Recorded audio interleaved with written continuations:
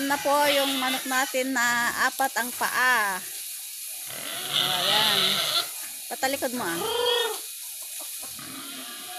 So, ayan yung dalawa niyang paa nakabitin. Ako ni mo ah. So, ayan po.